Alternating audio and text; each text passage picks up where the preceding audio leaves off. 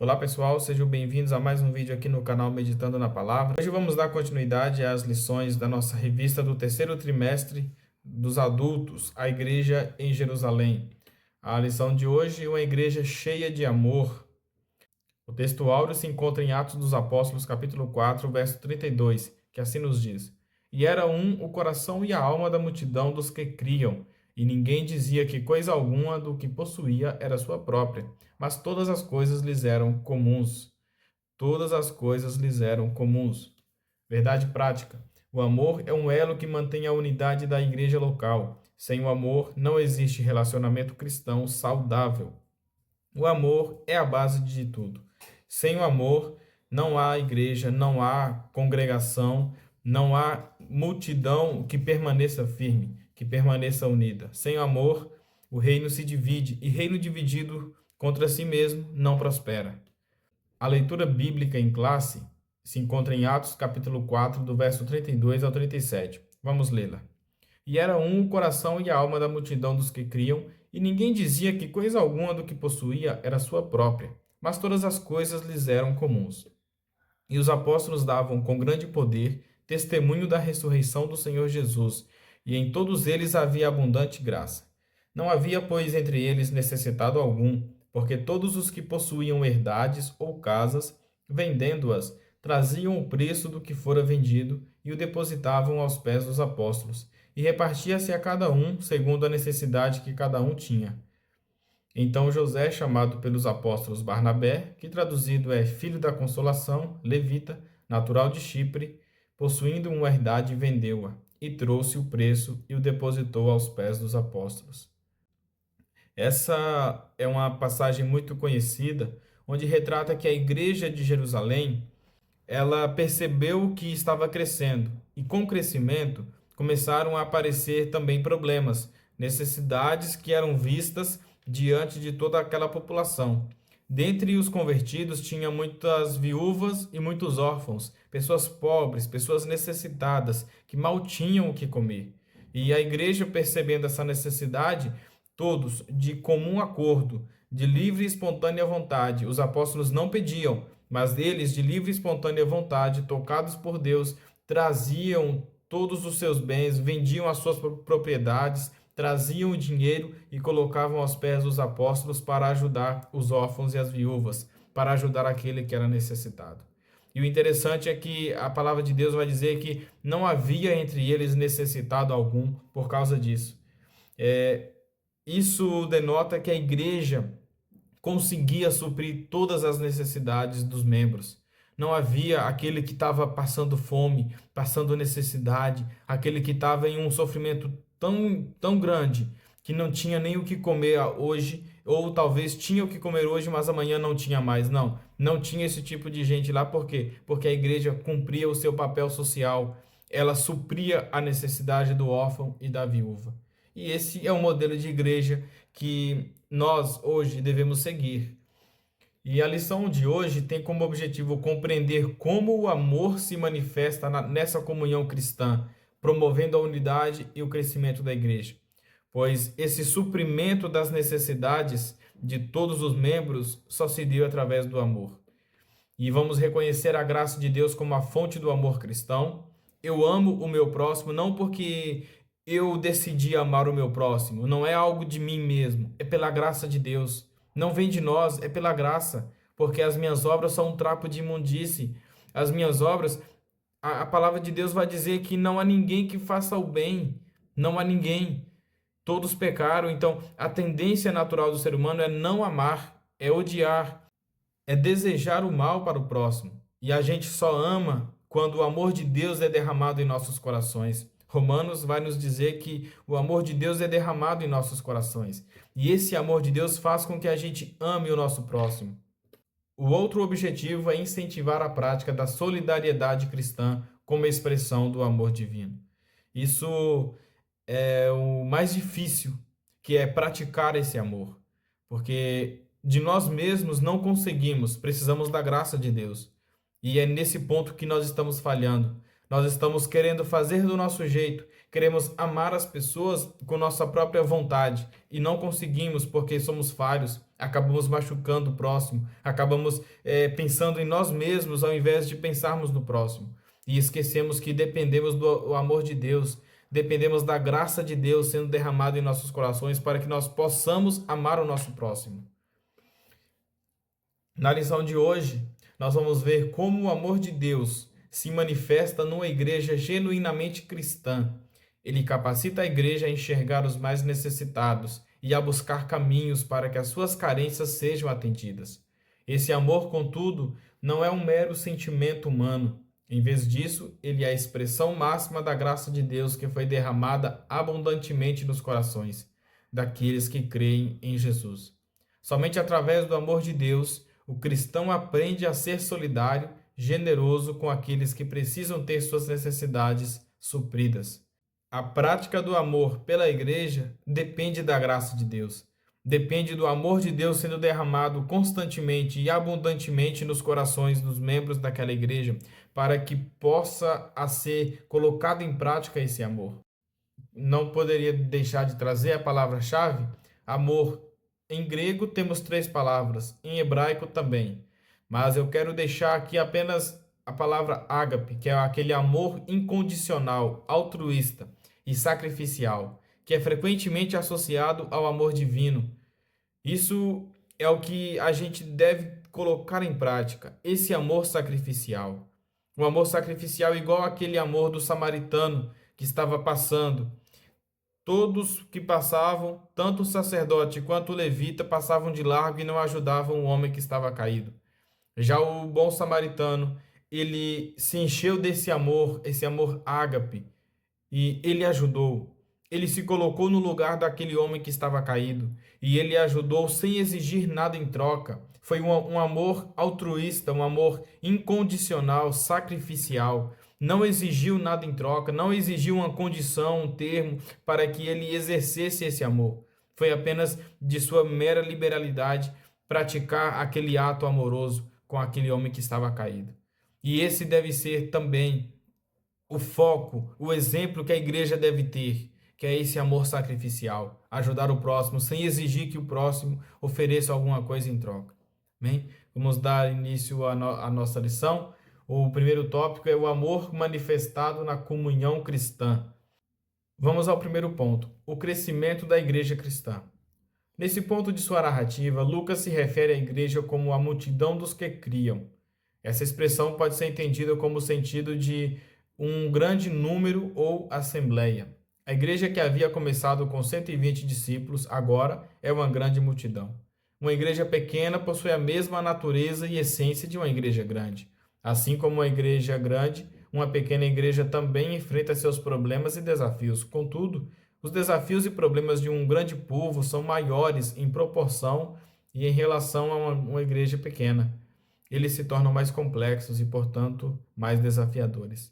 A igreja de Jerusalém presenciou um crescimento muito exorbitante nos seus primeiros dias. Como é relatado, eram primeiro 120 discípulos.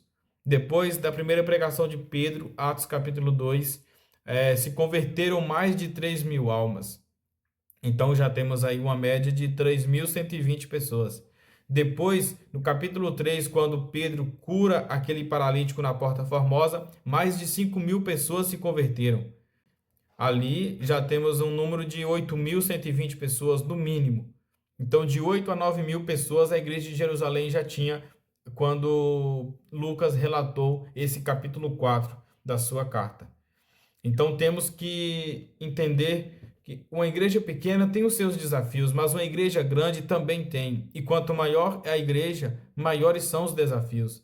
Quanto mais gente reunida em um único lugar, mais problemas vamos ter. E dentre os principais problemas que encontramos na igreja de Jerusalém foi o fato de que havia muitos necessitados, muitos órfãos e viúvas que necessitavam de ajuda. E a igreja, vendo essa necessidade, passaram a ajudar de sua livre e espontânea liberalidade. Não foram obrigadas pelos apóstolos a ofertarem, a venderem as suas propriedades, a darem o dinheiro para a igreja, para o sustento dos pobres. Não. Os apóstolos não pediram isso. Foi de mera liberalidade dos cristãos, da igreja. A igreja sentiu de fazer isso, tocada pelo Espírito Santo, e a Bíblia fala que todos tinham tudo em comum. Vendiam as suas propriedades e ajudavam aquele que estava necessitado.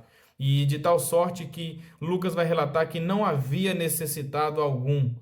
Ou seja, todas as necessidades daqueles cristãos eram supridas. Todas as necessidades daqueles pobres, daqueles órfãos e daquelas viúvas eram supridas, de tal sorte que não havia necessitado algum. Isso é um exemplo que devemos seguir. Isso é um exemplo que devemos ter em mente. A igreja deve fazer o seu papel social de maneira plena, de modo que não tenha necessitado algum no meio da congregação. Mas muita gente pode objetar: mas o governo tem as suas ações sociais aí, tem os seus benefícios sociais para ajudar os pobres e necessitados. Mas nem sempre o governo consegue atender esses pobres e necessitados de uma maneira plena, de uma forma que venha a conceder uma vida digna, uma sobrevivência digna a todos os seres humanos. Então é papel da igreja fazer a sua parte social, de ajudar o pobre e necessitado, de ajudar aquele que encarecidamente pede alguma coisa. A igreja não deve fugir desse papel. E o exercício dessa ação social da igreja só se dá por meio do amor. Porque se eu não tiver amor, eu só vou pensar em mim mesmo. Se eu não tiver amor, eu só vou pensar em arrecadar fundos para o meu próprio ego. Só vou pensar em arrecadar fundos para fazer uma igreja bonita apenas para eu ficar soberbo, apenas para que eu mostre para os outros que eu tenho, que eu sou, que eu faço, que eu posso. E vou esquecer o pobre e necessitado. A gente não deve deixar de seguir o exemplo que a igreja de Jerusalém nos deixou. Segundo ponto, assim nos diz, os desafios do crescimento. Assim, vemos a igreja de Jerusalém crescer em escala geométrica. Ela se multiplicava e, com isso, os desafios também eram maiores. Como essa igreja, que até pouco tempo não passava de um pequeno número, se comportaria com o novo formato adquirido? Ela manteria a unidade em meio à complexidade? Somente o amor poderia manter o elo fraterno entre os crentes. De fato, Paulo dirá que o amor de Deus foi derramado nos nossos corações pelo Espírito Santo.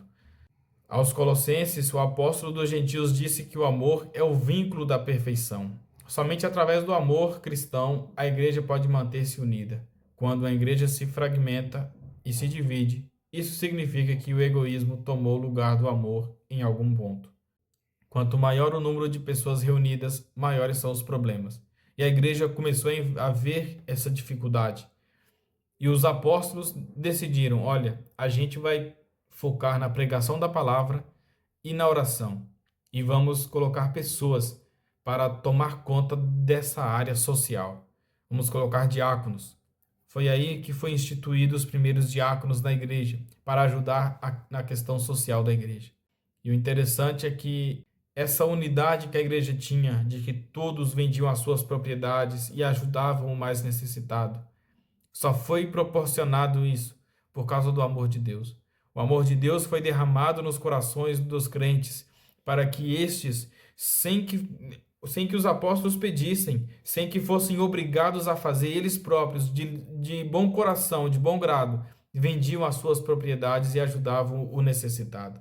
Isso é apenas por causa do Espírito Santo de Deus derramado nos nossos corações. É a graça de Deus que nos impulsiona, que nos comove. É a graça de Deus que nos toca e que nos direciona para realizar tais coisas. Sem a graça de Deus, somos igual ao sino, que é oco por dentro. Por fora parece até bonito, mas por dentro não tem nada. Então a gente deve clamar a Deus. Se eu não tenho esse amor pelo meu próximo, eu devo clamar a Deus para que Deus me conceda a graça, para que eu venha a amar o meu próximo dessa forma. Porque esse é um dos maiores mandamentos que temos: amar o próximo como a ti mesmo. Então, se eu vejo o meu próximo passando necessidade e eu não ajudo, eu não me comovo com a situação dele, eu estou sendo egoísta. Eu estou deixando de amar esse meu próximo, porque se fosse eu no lugar dele, eu iria fazer de tudo para suprir a minha própria necessidade. Então, por que que quando eu vejo o outro, o próximo, eu não faço de tudo para suprir a necessidade dele, sendo que eu devo tratar ele da mesma forma que eu queria ser tratado, se eu estivesse na situação dele? Isso é amor, amor altruísta, de se colocar no lugar do próximo, de dar àquele que necessita, sem pedir nada em troca, sem exigir que esse próximo dê alguma coisa em troca. Que a gente venha seguir esse exemplo deixado pela Igreja de Jerusalém. Vamos ao terceiro ponto, a vida interior. A expressão era um o coração e a alma, de Atos capítulo 4, verso 32, mostra a igreja em sua essência, revelando sua união interna. O Espírito Santo capacitou poderosamente os cristãos para cumprir a missão fora da igreja, para a tarefa do evangelismo, mantendo os crentes unidos internamente. Quando o Espírito Santo desceu em Atos capítulo 2, enchendo os cristãos, eles foram capacitados para fazerem a obra.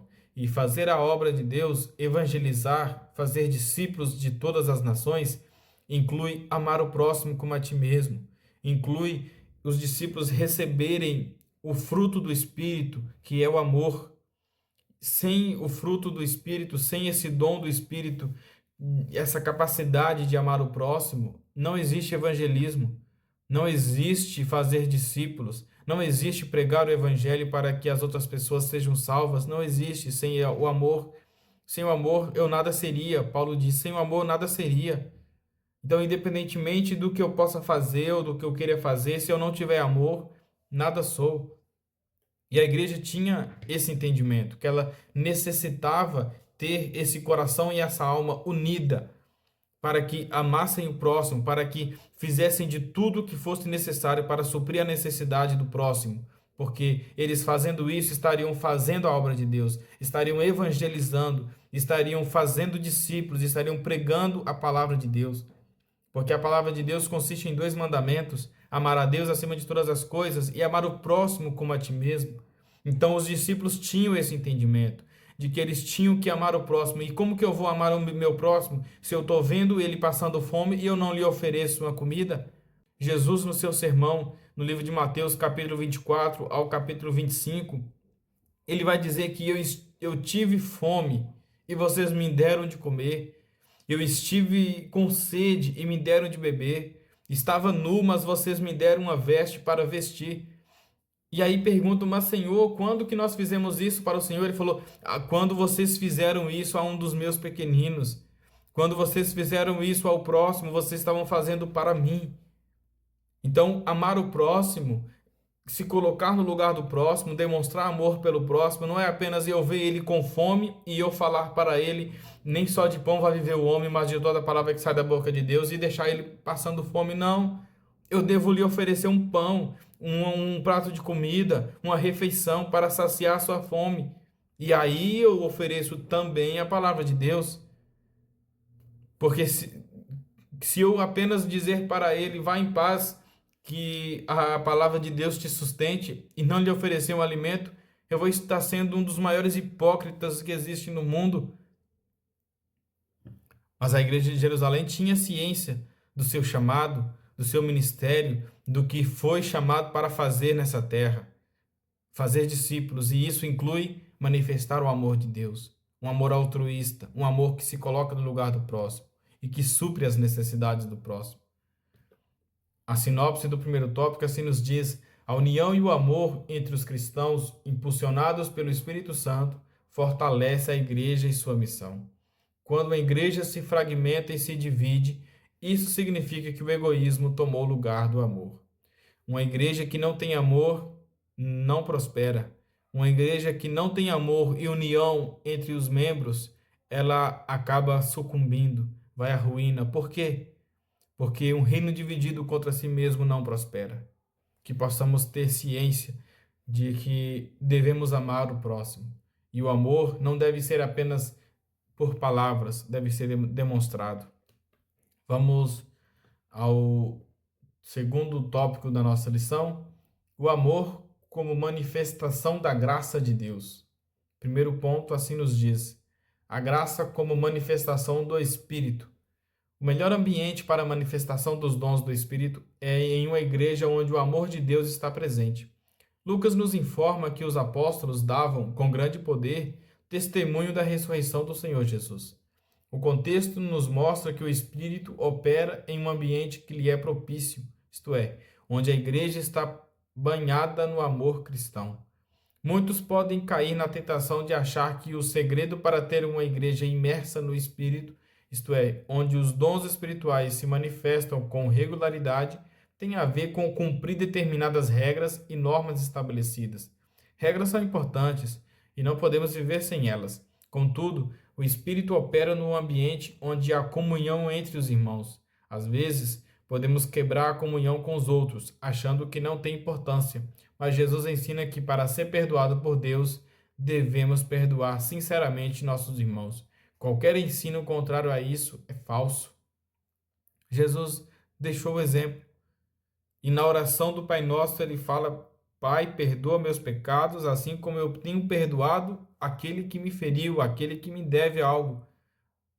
Então, como que eu exijo de Deus que Deus manifeste a sua graça na minha vida, que Deus me perdoe ou que Deus faça algo por mim, se eu não faço da mesma forma para o meu próximo? Se eu não perdoo o meu próximo? Se eu não ajudo o meu próximo? E eu quero ser ajudado, mas eu não ajudo? Isso não é amor. Isso não é ser cristão. Isso não é ser igreja. Igreja se coloca no lugar do próximo. Igreja se coloca no lugar do próximo. Temos visto muita gente associar o bom samaritano a Jesus Cristo, que entregou a sua vida por nós, que ajudou aquele homem que estava caído, que estava necessitado. Mas também podemos aplicar, por analogia, a figura do bom samaritano à figura da igreja. A igreja também tem esse papel de ser o bom samaritano, ver o próximo lá caído, quase que morto, passando necessidade, precisando de um auxílio, de um socorro. A igreja não deve passar de largo, a igreja deve ajudar, e ajudar sem pedir nada em troca. Eu não devo ajudar ele esperando que, assim que ele tiver condições, que ele me pague de volta com os dízimos dele, independentemente se vai ter retribuição ou não. A igreja tem o seu dever, o seu papel de ajudar o pobre e necessitado, de ajudar aquele que está precisando, de fazer o seu papel social. Independentemente se no nosso país hoje existem programas sociais que ajudam os pobres e os necessitados, os que estão em estado de vulnerabilidade, independentemente disso, a igreja não deve delegar para o Estado, para o governo, a função que é sua de ajudar o pobre e necessitado.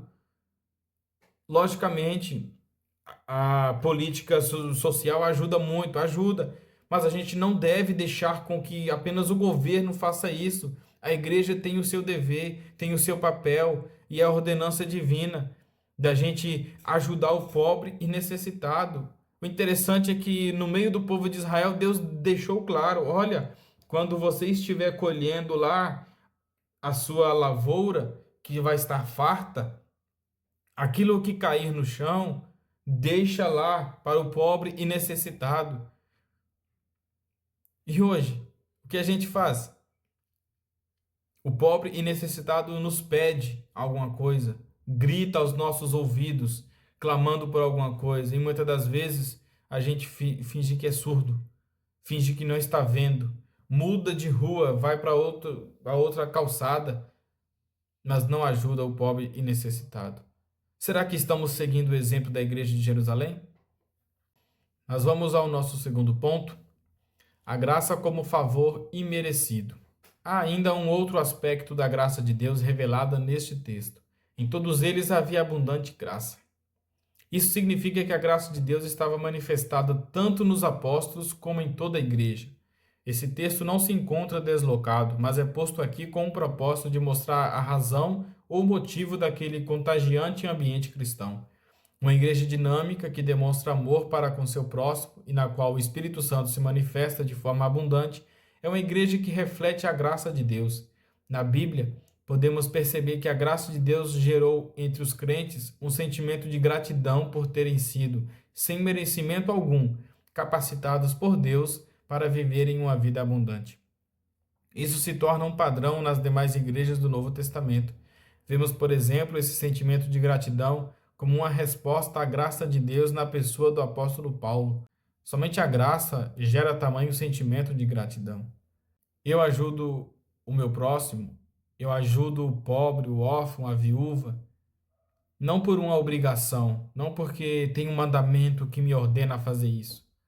É a graça de Deus que me impulsiona a fazer isso. É a graça de Deus que me direciona, que me capacita, que me dá recursos, que me dá palavras, que me dá a força necessária para ajudar o meu próximo. E que me dá também a capacidade de amar o meu próximo. Porque o amor é um fruto do Espírito. E se não for concedido pelo Espírito, se o Espírito de Deus não derramar dentro do meu coração o amor pelo próximo, eu não vou amar. Eu vou apenas ter um certo apego, mas quando eu fizer alguma coisa por ele, eu vou exigir algo em troca. E se ele não me der alguma coisa em troca, eu vou acabar me magoando, me frustrando, e eu vou acabar, como dizem aí, jogando na cara. Nossa, eu te ajudei. Nossa, eu fiz isso por você e você nem agradeceu. Você nem fez nada em troca. Isso não é amor. Não é amor. O amor não exige nada em troca. É um amor altruísta, que é um amor incondicional. Se coloca no lugar do próximo e não exige nada em troca. Que Deus possa derramar esse amor em nossos corações para que possamos viver dessa forma. A sinopse desse segundo tópico assim nos diz: a graça de Deus se revela no amor cristão, capacitando os crentes a viverem equilibradamente entre a comunhão e a prática dos dons espirituais. Terceiro tópico da nossa lição, estamos encaminhando para o encerramento, assim nos diz: a manifestação do amor na solidariedade cristã. A busca pela equidade. O dicionário Aurélio de língua portuguesa conceitua equidade como a disposição de reconhecer igualmente o direito de cada um. Assim, diferentemente da igualdade, a equidade não enxerga as pessoas como sendo todas iguais e, por isso, busca formas de ajustar o desequilíbrio entre elas. Em Jerusalém não há nivelamento social, nem todos possuíam as mesmas condições. Havia pessoas mais abastadas e havia pobres também. Estes geralmente em maior número. Logo, a igreja demonstrou ser sensível a essa realidade, procurando tratar dessa situação, sendo solidária com a situação dos menos favorecidos. Uma frase que eu acho interessante é que a igualdade jurídica do artigo 5º da Constituição, onde todos são iguais, não quer dizer uma igualdade de nivelamento. É eu tratar todos iguais na medida da sua desigualdade. Como assim?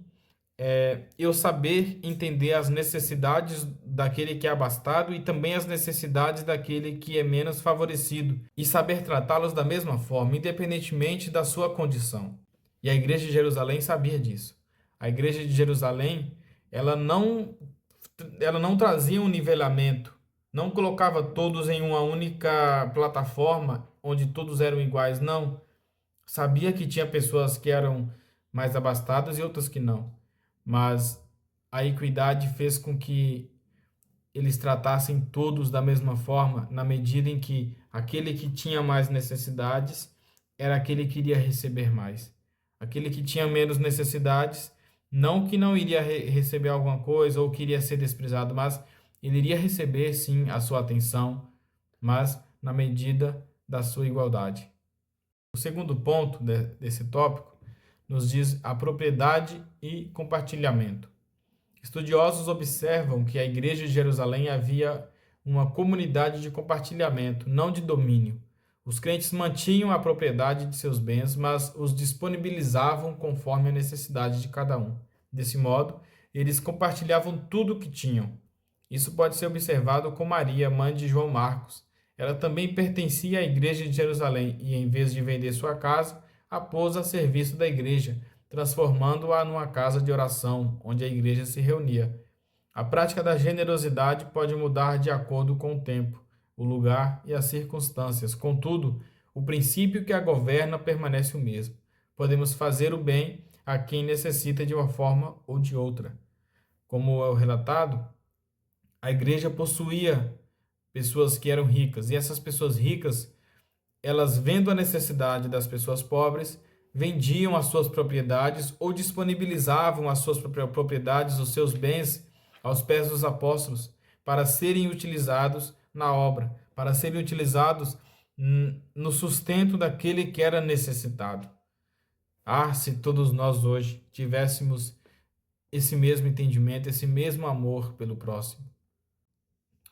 O terceiro ponto nos diz um exemplo da voluntariedade. Lucas destaca que os que possuíam herdades ou casas, vendendo-as, traziam o preço do que fora vendido e o depositavam aos pés dos apóstolos. Nada aqui foi feito de forma obrigatória, ninguém contribuiu porque foi constrangido a isso. O texto bíblico deixa claro que havia voluntariedade nos crentes em ajudar uns aos outros. Havia uma consciência de pertencimento e, por isso, ninguém deseja ver o outro excluído. Isso era a manifestação do grande amor de Deus derramado nos corações daqueles crentes. Isso é manifestação do amor de Deus. Como dito, ninguém contribuía por obrigação. Os apóstolos não pediram, olha, venda a sua propriedade, você que tem tantos alqueires de terra. Não, os apóstolos não pediram nada. A igreja que viu essa necessidade, os crentes cheios do Espírito Santo, porque é relatado que não era só os apóstolos que eram cheios do Espírito Santo. Todos os crentes ali eram cheios do Espírito Santo. E eles, vendo a necessidade do pobre, da viúva, do órfão, eles, na sua liberalidade, vendiam as suas propriedades. Eles depositavam aos pés dos apóstolos todos os recursos que tinham para que fossem utilizados para ajudar o pobre e necessitado. Ah, se hoje tivéssemos essa voluntariedade, essa graça de não esperar que todos peçam para que eu faça alguma coisa. Eu lá mesmo vou e faço. Hoje em dia, até mesmo para conseguir R$ 200 para comprar um filtro ou um bebedouro para a igreja, tem que ficar pedindo. E às vezes todos nós vemos a necessidade, onde lá no culto não tem um bebedouro e todos estão com sede, todos veem a necessidade, mas ninguém quer se dispor a ajudar. Tem que ficar pedindo. Não, na época de Jerusalém, quando viam a necessidade, ninguém precisava pedir. Os apóstolos não precisavam ficar pedindo dinheiro, não. Todos, da sua liberalidade, da sua voluntariedade, ofereciam os seus bens, as suas riquezas para o sustento da obra de Deus, para o sustento daqueles pobres e necessitados que não tinham condições de trabalhar, que não tinham o que comer, não tinham onde morar. Que nossa igreja atual possa seguir esse exemplo. A sinopse assim nos diz: o amor se expressa na prática da solidariedade, onde os cristãos cuidam dos necessitados e buscam a equidade na comunidade. Chegamos à conclusão de mais uma lição bíblica. Vimos como o amor de Deus derramado nos corações da primeira igreja mobilizou os crentes a socorrer os mais necessitados. Isso aconteceu de forma voluntária, quando cada um, de acordo com as suas posses, se prontifica a dar o que lhe pertencia. Não há igreja cristã verdadeira sem essa identificação com o outro. Ninguém pode fechar os olhos diante da necessidade alheia e se auto-intitular de cristão. O verdadeiro amor se realiza no atendimento da necessidade do próximo. Na próxima aula, vamos à lição número 6, uma igreja não conivente com a mentira. Que Deus venha nos dar graça. Se essa palavra falou com você, não se esqueça de se inscrever no canal, deixe um like aí para fortalecer a comunidade. E caso Deus toque em seu coração, fique à vontade para contribuir de outra forma. Chave Pix está na tela. Que Deus o abençoe em nome de Jesus.